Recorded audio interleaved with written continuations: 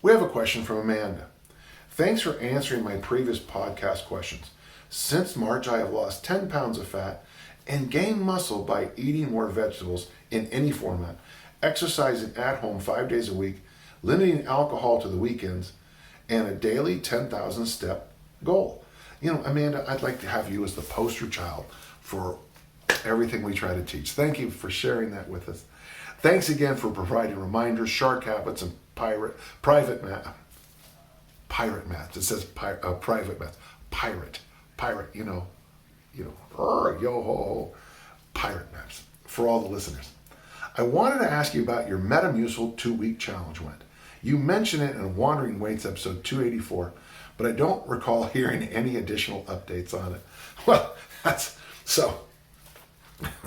Well, I'm a big believer that there's probably a triad of fat loss. Boy, it's tough to figure out which one's the most important, so let's just make it equally important. The big one is sleep and recovery. I was at a thing one time, and I was the only person at the round table who didn't have to wear a COPD mask every night. And I thought, how can you get good sleep if you have to have a machine breathe for you? And again, this is a life-saving thing, so I'm not ripping on it. But I'm such a big believer in sleep, napping, meditation for fat loss. And the reason is because if you're trying to do one of the most difficult things to ask the human body, get rid of fat, you've got to convince the body that to release it. We're doing fine. Things are great. There is no famine on the way. You don't need to store all this fat. Stress levels down. The second thing, obviously, is, well, it's not as obvious, but I think you need to have an exercise program that includes releasing fatty acids followed by the body eating those fatty acids. That's why I like short, intense work followed by a long walk. And in the third area, I used to say nutrition, but now I'm to the point of, let's just say gut biome, okay? And so that's why I eat the sauerkraut every day. That's why I eat a piece of fruit. I have these strategic, about 2 a day, where I eat sauerkraut and a piece of fruit. I'm now changing the fruits around. I strive for 8 different vegetables every day. It's just, I'm just trying my best to do these simple things to get my body where it needs to be. But I think, and the new research coming out supports it a little bit, Amanda, is that one of the struggles we have in America today, I'm certainly true, I'm sure it's true in a lot of our other countries that share the North, is our gut biomes are in bad shape. Between the overuse of antibiotics. When I was young, you would get antibiotics for everything, including acne.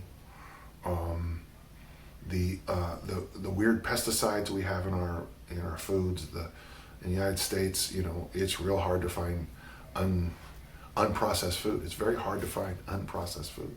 And so what happens is that I think people's gut biomes are becoming kind of weak, not strong enough. And so it's our job to do certain things. I read an interesting thing. The one guy took up gardening just to get his hands dirty because he felt that having dirty hands made his body fight harder, and he and his wife lost some weight doing their own gardening. I mean, I will just stop there because there's other factors obviously too.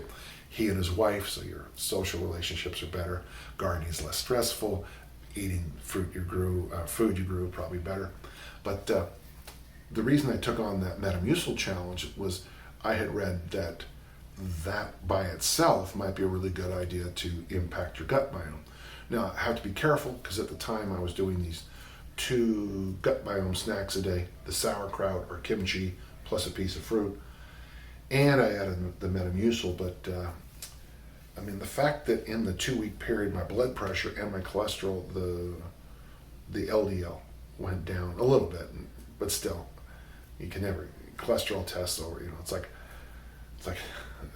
like a heart rate. They tend to flow up and down with all kinds of reasons.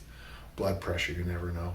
I can raise my blood pressure really easily by going and donating blood, because when I donate blood, my blood pressure goes really, really high, because I know I'm going to be sitting on a table for well, the thing I do called Power Red, I'll be sitting on a table for 2 hours staring at a needle in my arm, and that just, right there my blood pressure went up. So yeah, I found it to be a nice little thing. I continue to do it. When I travel now, Amanda, I buy those little to-go packets. And I gotta tell you, I don't know of anything you could do easier. Now, I know some people disagree with me, and that's fine, but my job, I've always felt, is to be the person who's out there trying to learn new things. So yeah, it worked well. It's very inexpensive, and let's just say every morning is rewarding, okay? You're a delight. Thanks for listening, and thanks for asking questions.